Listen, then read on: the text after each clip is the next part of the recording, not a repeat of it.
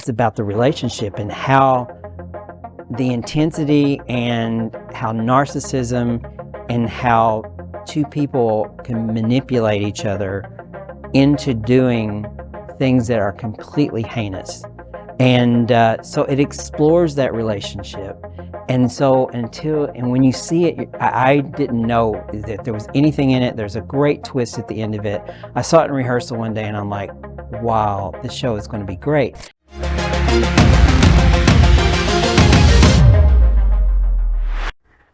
Well, relationships can be murder, especially in the queer community and among queer people. That is at the heart of a new theater performance at Wilton Manor's Island City Stage called Thrill Me, the Leopold and Loeb Story. Andy Rogow, the artistic director at Island City Stage, says that, quote, "Thrill Me, the Leopold and Loeb Story is a sensual, compelling musical drama that recounts the chilling, true story of the legendary duo who committed one of the most infamous and heinous crimes of the 20th century," end quote. And we've got great guests today to talk all about it. Our guests today are the president of Island City Stage, Greg Lindeblom, and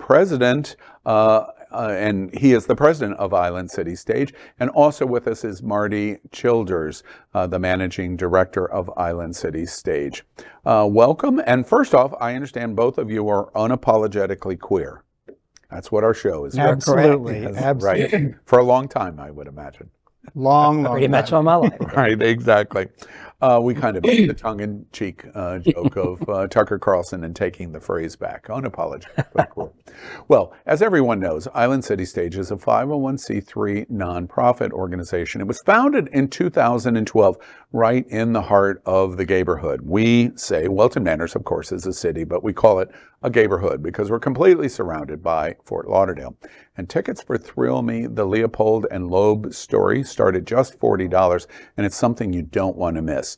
The musical is going to run now through September 3rd, and it closes out the Island City Stage's 11th season. So welcome, gentlemen. I'm excited to talk about this. Island City Stage, more than a decade. Tell us a little bit about your mission and what you do. You're our neighbors. I should get that off the bat. Our main offices are at Dixie and Wilton, and you're almost across the street from us. So I see you every single week. Yes, our little street there has turned into quite the entertainment district. Yes, we're going to talk about that. Tell us a little bit about Island City Stage, how it got started, why it got started, etc.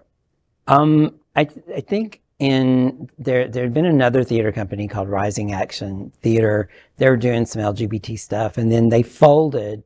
But a group of people in the community decided, we still want this to happen. We know that there are stories to tell with the LGBT plus community. And so they came to Andy Rogow and said, we still need an artistic director and we want to continue this. And so out of the ashes of the other theater company, this was the phoenix that rose, and it was Island City Stage. Yes. And they've kind of remained true to that. Yeah. It's a smaller venue. If you haven't been to Island City Stage, right on Dixie Highway, it's between Five Points and Pride Center. You mentioned it, Marty, this kind of emerging entertainment district. Hotspots happening on television has opened the first dedicated art studio to the LGBTQ community in all of America. It's almost right across the street to you in Union Cafe and some of the stuff they're doing. And plays of Wilton are right adjacent to you. Several new galleries are getting ready to open this fall. That'll be of interest to the LGBTQ community. And then some of the cultural things that go on at Pride Center. Talk about this. It's about 3 blocks long, but impressive for LGBT and right in the heart of the gayborhood. Tell us about what you see happening. Well, when we first came there, it was really just us, and we actually moved in with another theater company, Abyss Productions, Infinite Abyss Productions, and they shared the space with us. And some other people also rented from us. We had about half the year. She had half the year, and sometimes she would allow other people in to rent. And that's how Ronnie started with Ronnie Larson Productions. He started there too. And then we took the space next to us. Then we split that. Then Ronnie started doing more of his productions there. We kept all of our productions at our main place. And so that kind of grew. Then we got a great restaurant across the street with Union Cafe. You guys came. We expanded our offices, so we have a little bit more of the street. So there's a lot of stuff going on there that wasn't going on when we first came. And the street seems to be really hopping now. Yeah. And we've been referring to it as the entertainment district. Yeah, the entertainment district of Wilton Manors. We're going to prove soon that Provincetown has nothing on us here in Wilton Manors, which I say all of the time.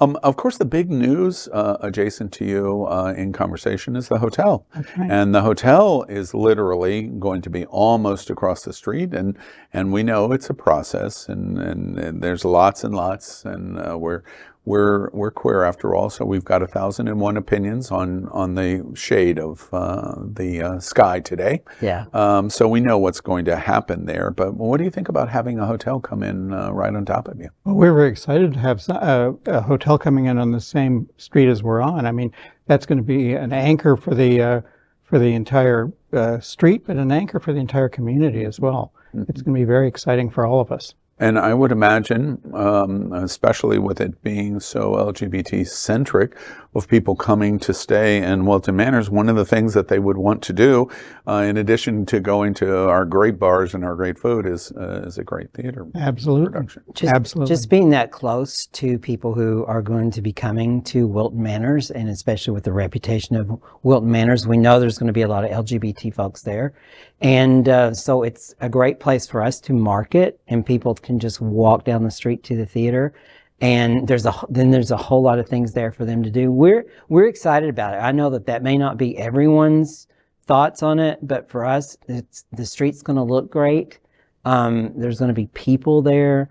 And these are all potential patrons for us. Yeah, so it's exciting. I'm always of the belief that we don't reject change for the sake of rejecting change. Right. Change can bring really, really good things. Greg, I want to talk about your role a moment as president of Island City Stage. I read that you were a college professor at Broward. You have banking and finance history of professional career. I have read repeatedly, I'm an uber Broadway buff, gay, who isn't? But I have heard repeatedly, never allow the finance people ever to integrate with theater. And the president of Island City Stage has that experience. How does that work for you? Well, the board of directors, our responsibility is to provide guidance and to provide financial support for what happens at the theater.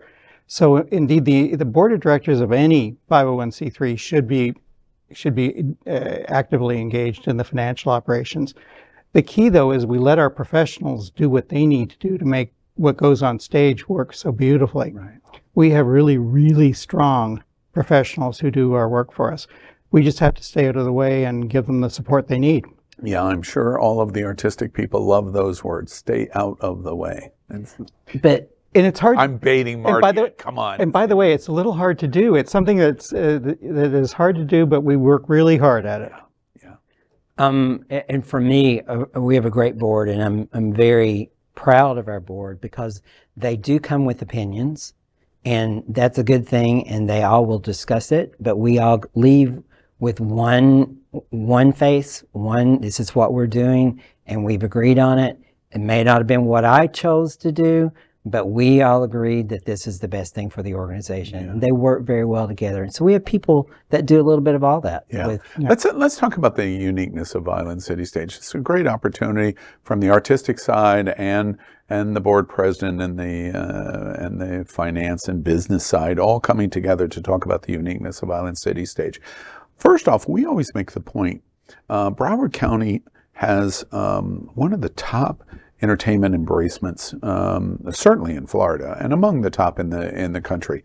The national talent that comes through Broward County is just unparalleled with Hard Rock Live. And I want to compare and contrast to Broward Performing Arts Center, which is not far from you. It's a top 10 theater in the entire world, more than 700,000 tickets a year sold at the Broward Center. It's just breathtaking. You are not that in any way. Help viewers that have never been to Island City Stage understand what you do, your size, your interest in production and what you do there. Well, I'll take this first. You'll The first bit. We're a 70-seat little small venue. I would call it a black box theater. But we do predominantly LGBT productions where it's going to be an LGBT character in it, or a writer, or a story completely an LGBT story. We did a classic, which was Suddenly Last Summer, which is about an LGBT individual who you never see in the show, who's dead actually. But it was a classic. So we mix all those things. We do new shows like what was the show, Michael McKeever show, The Daniel's Husband, which also went on to be done. It ran off Broadway in New York as well.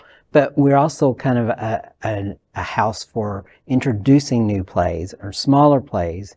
And we just recently did a show called Tracy Jones, which was part of a rolling world premiere. So you're getting these shows in their smaller state, and you're also getting this intimate setting to see these productions. And I think they work really well. And intimate setting means you're really close to the stage. You're engaging very close to the performances. Row F is the back row. Yeah. And there's really, I told the customer this today, there's really not a bad seat in the house. Yeah. But it's a very intimate space, and it's very, everything's really close up there, but it's really nice, and especially for the show Thrill Me, it's perfect because you really get the intensity of this show because you are so close to it. Instead of being, 900 seats back, you're sitting right there. It's like you're in it. Yeah. The other thing that I think is interesting to give you an opportunity to talk about Island City Stage is we talk to a lot of national audience, Roku and Apple Television. We work a lot with Visit Lauderdale and Richard Gray about so many, 1.1 million LGBT visit Broward County every year. It's incredible. It's incredible. Wow. 1.1 million LGBT visiting the county. Almost without exception, at one point in their visit, they're coming into Wilton Manors. Obviously, we always joke it's the gayest place on planet Earth, and it really is. Because for people who haven't been here, it's hard to understand the 2 miles of Wilton Drive and then the turn at 5 Points up Dixie Highway where you're at. It is bar, restaurant, store, gallery, store, bar, maybe one more bar. Right. And Island City Stage is sitting right in the middle of that. And you are an experimental theater that at the size that you are, you describe it black box, you can do things that just can't be done other places that are so LGBT centric. So you literally sit in the definition of what these 2 miles of Wilton Drive and the 10 blocks of Dixie Highway as a commercial district. You sit right dead center in that mission, don't you think? Yeah, and we recently did a survey and asked people, because we're looking at maybe expanding, but we won't expand until we make sure that our audience is with us. Mm-hmm. And so the one thing they wanted is they don't want us to leave. They want us in that area, and they really appreciate the intimacy and also where we are located as far as it is in Wilton Manors. And that has worked well for us. It's our we have a great audience there, but we're also reaching out, and other people are coming in from outside the area to see the shows too, and that's what we're excited about as well. It's funny to me, the first time I came to Wilton Manors, I worked with RuPaul's Drag Race for 7 years. And the first time we brought the crews here, we brought in 45 Queens, and Michelle, led by Michelle, to Fort Lauderdale for the weekend, and then RuPaul's Drag Race had chartered the ship out of Port Everglades and Fort Lauderdale, and I had never been to Walton Manors. And for listeners to try to understand where Island City Stage sits in all of this, there's a Publix that you could walk to in 3 minutes. And Publix has had sometimes a kind of notorious past with the LGBTQ community, and they are the anchor grocery store. And I went into this Publix, and I think about Island City Stage and your mission, and I went into this Publix the first time, and it took me about 5 minutes before I realized, wait, what's going on here? Because there was probably 100 people in the store, and 98 of them were gay. Right. That's Wilton Manors. And you're sitting in a situation for Island City Stage that your mission is to serve that community, and you're not needing to put on Hamilton to serve that community. In the choices that you've been able to make at Island City Stage, what goes into the process of the kind of shows and entertainment performance that you've selected over the years, this last decade? Well, we do a variety of different shows. One of the things you probably won't see at Island City Stage are the big musicals like Hamilton. That's where you go to the Broward Center. That being said, we're a very, very professional company. We do national auditions. Our current production of Thrill Me, one of the actors is from New York, the director's from New York. So we do national auditions for all of our productions. The quality that people see when they come to our place is very, very high, and that's one of the things we hang our hat on, is the quality of what we produce. You know, Marty, I have to say to you, leave it to the president and the finance guy to bring the anchor back to, wait, I'm here to talk about Thrill Me and the new show coming. Let's do that. I'm playing with you, of course. Tell me a bit, there's probably a lot of people listening to you that don't know Leopold and Loeb. Let's start there and talk about that story. Okay, I'll tell you, for me, when Andy brought this actually replaced another show that we had on the docket. And we decided that show was not ready to go yet. And so Andy came back and said, we're going to do Leopold and Loeb Story called Thrill Me. And I'm like, okay, I didn't know anything about Leopold and Loeb. It wasn't in any of my wheelhouse. I hadn't read anything about it. So anyway, finding out about it, just that they'd committed this heinous crime against this young boy. And so that part of it, I'm like, really? Are we going to do a show about that? He's like, yeah, trust me, that's not where this goes. And so basically what the show is about, it's about the relationship and how the intensity and how narcissism and how two people can manipulate each other into doing things that are completely heinous. And so it explores that relationship. And so when you see it, I didn't know that there was anything in it. There's a great twist at the end of it. I saw it in rehearsal one day and I'm like, wow, this show is going to be great. And I judge a show by, do I feel something when I watch it? And this show made me go, wow, this is going to be great. In the tease that you've just given us, we hear you in terms of your reaction. Average South Florida LGBT theater goer, how are they going to respond to Thrill Me? Well, I can tell you how they've been responding. Has been amazingly well. Their reviews are all over Facebook, and we've gotten great reviews written by local reviewers, and so it's going. They're saying it's probably the best production they've ever seen at Island City Stage. So we're getting that.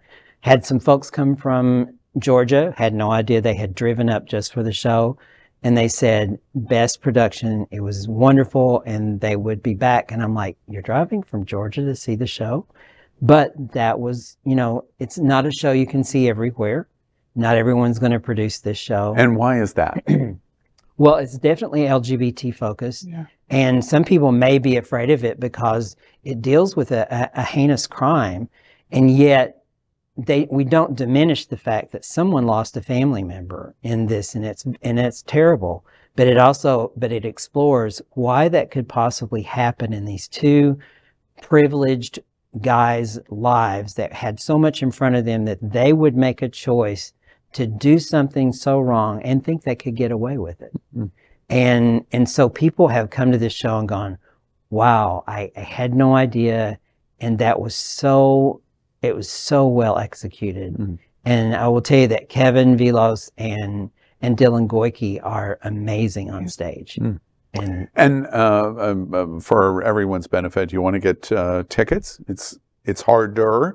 I would suggest the play is running through September 3rd. How do they get tickets? At islandcitystage.org, or they can call us at 954-928-9800. We have a box office manager who'll take care of them.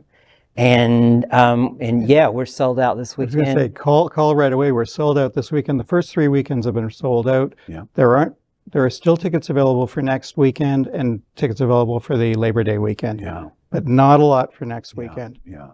That's, by the way, I don't need to tell the president or the finance guy. That's a good problem. It is. To have. So this completes your season 11. Been operating for 11 years.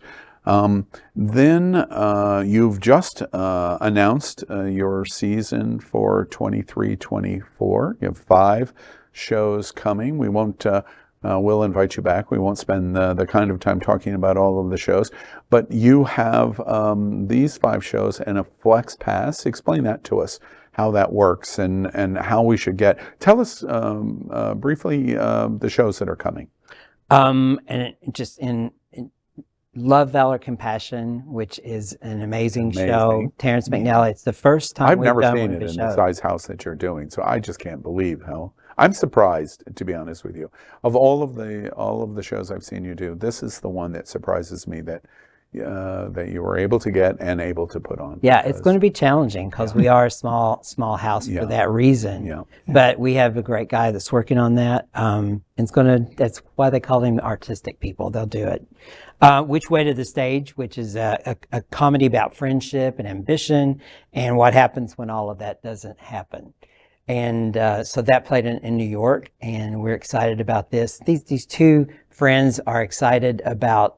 They love Idina Menzel, so they hang out at the theater every night trying to catch a glimpse of her. And so it's a great exploration of their relationship, and we're excited about that one. Then we're going to be doing Pulp, which I have to read this because it's a heartfelt comedic love letter to lesbian pulp fiction and the Barbara Stanwicks of the world. And that was the one I have to read it because I'm like, I have to have something to say because I don't know that show as well. But everyone who's read it, we do have a committee of folks that read it. They really enjoyed the show, and it's also a musical, so it's very stylish. And so we are looking forward to that. Skin Tight, which was Idina Menzel once again played on Broadway with this show, and I read the show and I loved it from start to finish, and it explores this family's relationship, a father who is a famous designer, and he has a young boyfriend that the daughter didn't know anything about, whose husband has just left her for a younger man. And there's all of these relationships that not everyone is happy because the other one has this relationship. And so it delves into how they deal with all of that. And I loved the script on this. It's going to be a great show. And then Die Mommy Die, which is a show by Charles Busch. It's been a movie. He played the lead character in it. Great movie. It was so gracious. He did us a little promo video and just said he was excited that we were doing the show. And the thing about it is we have Dixie Longate is going to be playing the lead role, which is actually Chris Anderson. And we're so excited that he's agreed to do this, and it's going to be an amazing production. Yeah. That's it. That's the performance that they're stalking Idina Menzel is which show again? That's Which Way to the Stage. Yeah. Okay. All right. It's interesting because she has the documentary at Netflix, I believe. Yes. Or no, it's Disney.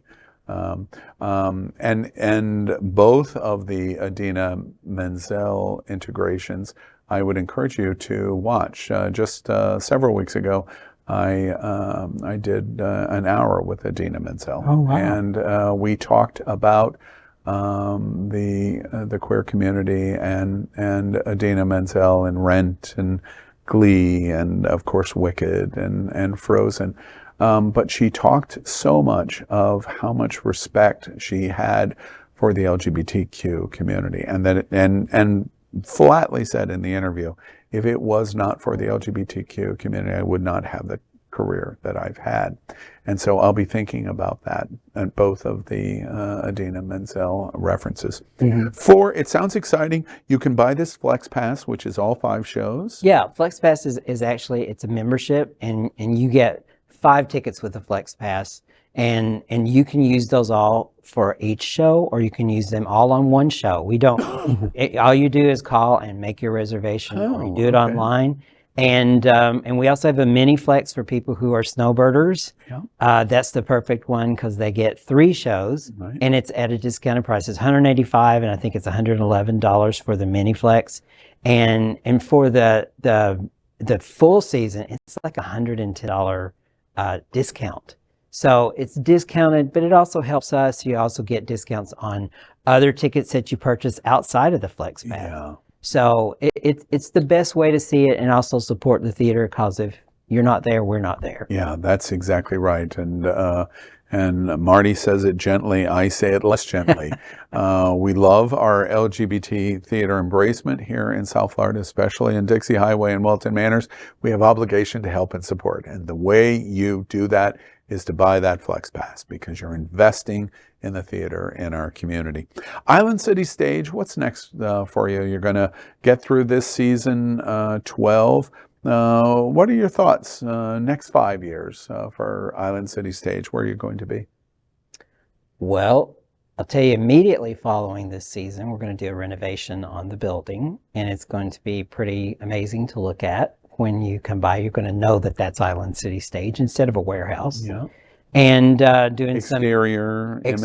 We're also doing some interior stuff. We're actually rewiring the building to make it more adept for theater. And so we're excited. It's going to look great, feel great. But in the future, we're going to continue to produce. We're looking at how we mix things up and how we look at schedules of other things in the community and see what we should be doing at that time, which is important to us. But you're going to see some new works coming our way too, of things that people are going to find really interesting. And we're also looking at co-productions with some of our theater colleagues in South Florida.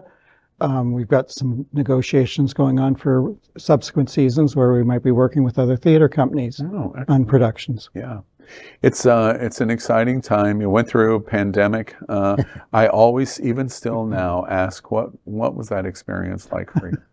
I know what the finance experience was like, but from a creative standpoint of delivering the theater experience and not being able to do that. I mean, it cut us at our core.